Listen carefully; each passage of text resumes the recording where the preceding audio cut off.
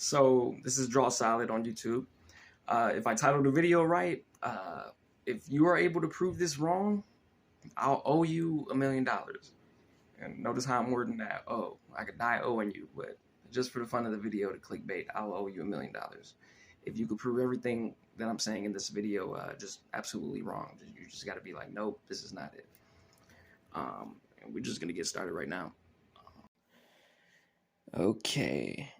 So just to get the video over with, you're just gonna have to prove that the n that you plug into the Collatz conjecture is not at a rate of acceleration and deceleration, and that the acceleration and deceleration rate are the exact same. If you're familiar with Collatz conjecture, it's just a set of two equations. You choose any number, you plug it in, if it's odd or even, depending on the number you choose. But for the way we wrote this problem, we're going to have a little space set that we store these in. And we could even do an example real quick.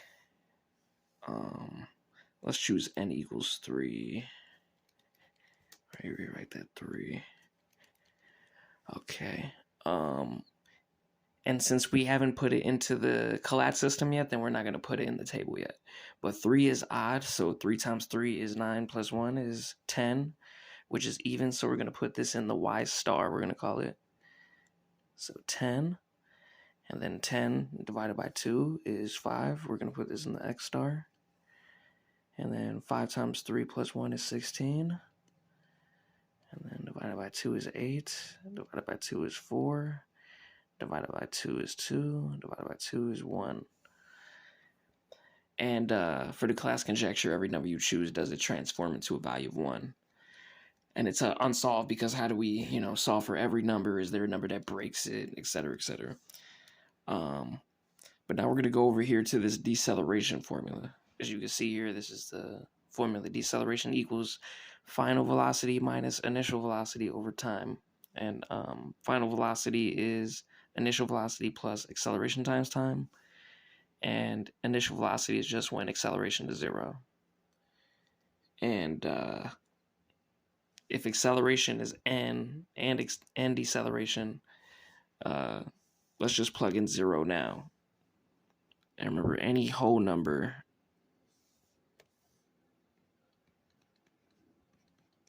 divided by 2 that equals a whole number is even.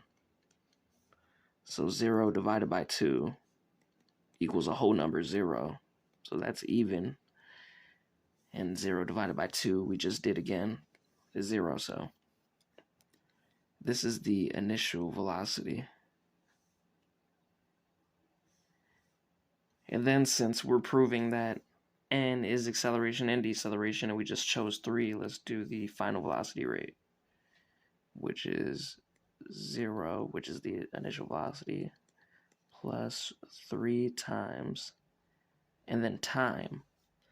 Now, if you look over into our space set, time would just be the amount of times that the Collatz system was at work. So if we look at this, 1, 2, 3, 4, 5, 6, 7. So t equals 7.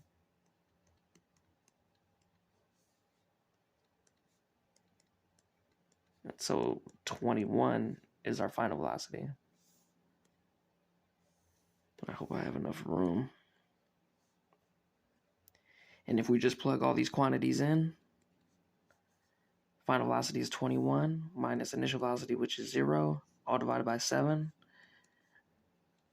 does equal 3, which is what we were trying to prove or disprove, which is acceleration and deceleration. Now, I know this seems redundant, right? Because we're just multiplying time with the number we choose. And yet this is still mathematically correct. It seems redundant, right? Because we literally just chose the acceleration rate to be 3.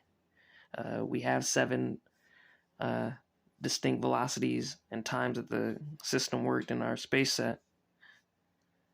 And yet still.